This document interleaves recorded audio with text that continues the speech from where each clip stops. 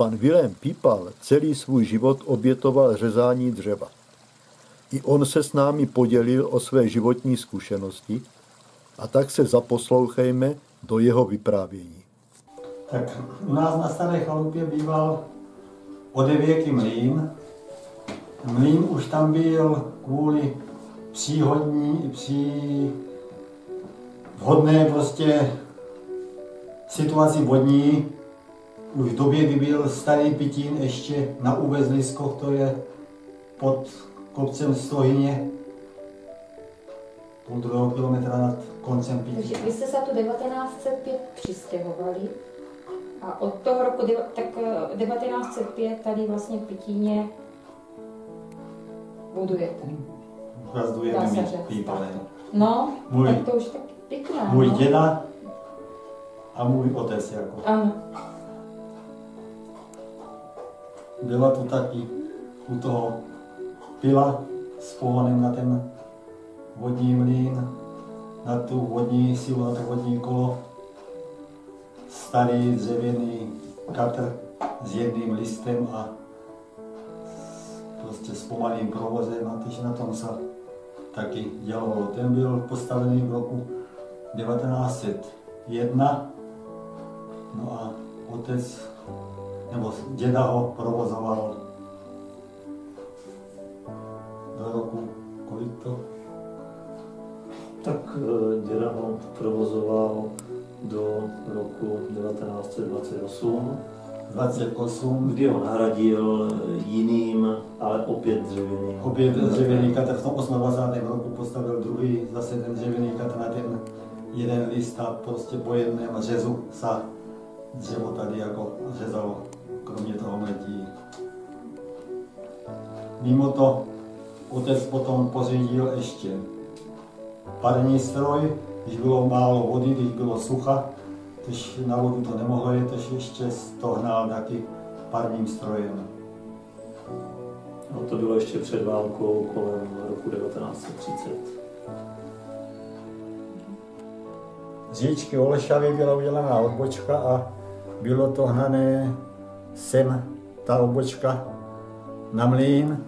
Ovšem v pozdějších rokoch přišla změna, že byly další dva mlýny, ti chtěli také vodu, tak to šlo potom přes Pavlacký mlýn, přes Spáčilův mlýn a z toho Spáčilového mlýnu potom to šlo teprve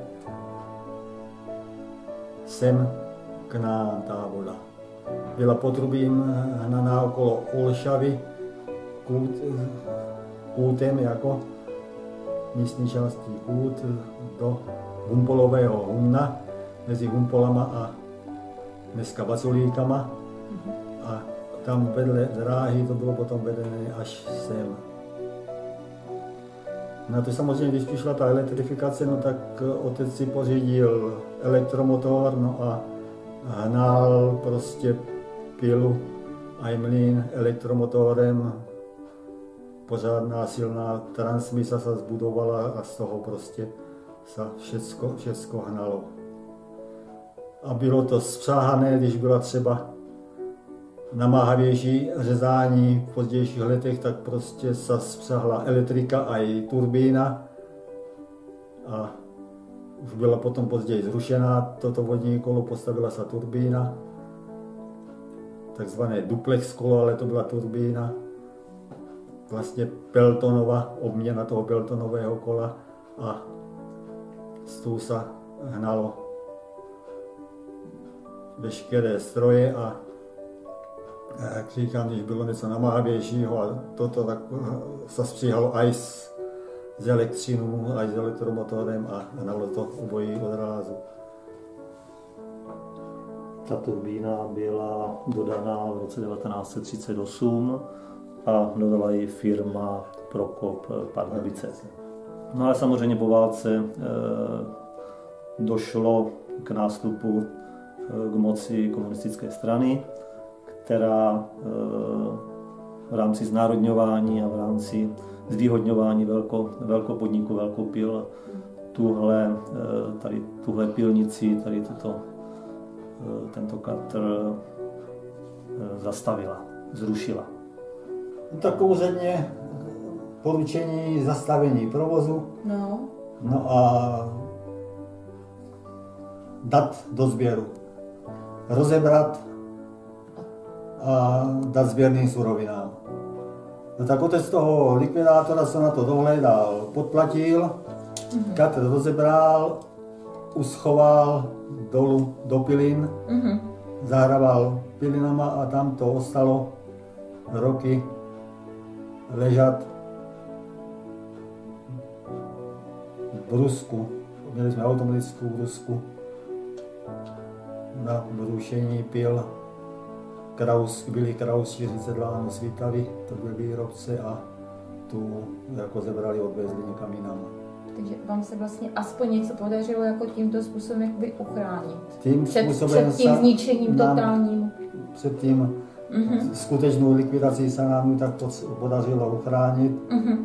Ten provoz byl obnoven v roce zhruba asi 1959. Jo. A od toho se vlastně odvíjela ta potom už dlouhá éra tady tohoto rámového katru, který vlastně fungoval až zhruba do toho roku 2000, kdy byl vlastně nahrazen už pásovou pilou. A ta je vlastně do té? Ta pásová pila je vlastně teď už vlastně aktuální strojní zařízení, ale ten vlastně rámový katr, který byl vyroben v roce 1918 firmou Hoffmann Breslau, to byla vlastně už taková rarita, která už se moc vlastně ve světě nevyskytovala, už to byly pouze takové možná muzejní záležitosti, tak se to tady vlastně tak dlouho ještě provozovalo a udržovalo. Vzhledem k tomu, že některé díly už byly namáhány a těžko se nahrazovaly a už i ta bezpečnost té práce v rámci nějaké kolize nás vlastně nutila potom ten katr vyměnit za tu pásovou pilu. Takže vlastně katr skončil ve sběru. Kromě některých strategických dílů, nápisů a vlastně velmi obsáhlé fotodokumentace pro uchování, tak vlastně došlo tady k této změně. Od toho roku 1969 vlastně už provozoval potom tu rámovou pilu nebo tento provoz otec. Tak ono to bylo povolené v té první éře pro státní lesy, tedy co to ten sedláček nějaký na to tady dohlédal. A poté se to zablombovalo a bylo to mimo provoz. Pak byla potřeba pro družstvo řezat, no tak se to vyřídilo pro družstvo a pod družstvem jsem to provozoval. Byla tady zaměstnaná kopa lidí a řezali celkem dost ve velkém pro místní JZD.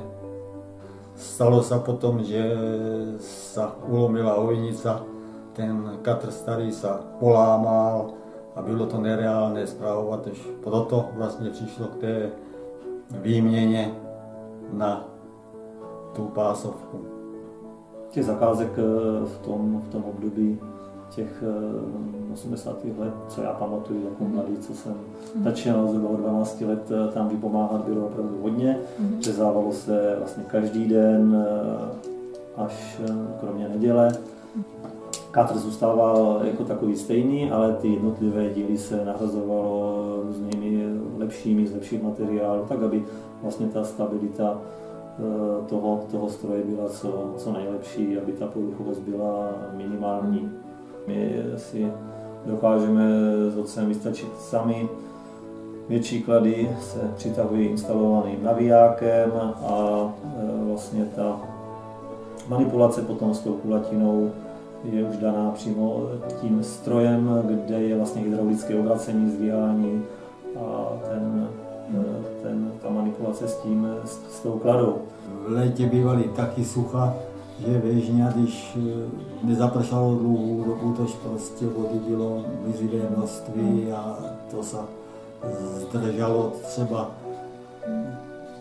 22 hodin se ta voda zadržovala, a aby byla možnost třeba 2 hodiny provozu na tu vodu. Ano. Takové to bylo. kdyby byla voda, bylo by to ještě vlastně provozuschopné. Tam ten regulační šroub, možná ten závět bude zrezavělý natolik, že by se musel udělat druhý. Už já jsem ho dělal druhý a kdyby byla voda, tak by to ještě klidně jelo, ale ten výkon té turbíny je slabý. Možná na spuštění, možná mě to opravdu bude navadit tomu, ať lezu do té jamy a trošičku zjistím stav té turbíny, zdali je možné to jako ukázku zrenovovat. Vzhledem k tomu, že se hodně lidí vrací k historii, tak ještě to může sloužit jako zajímavá památka. Historická památka.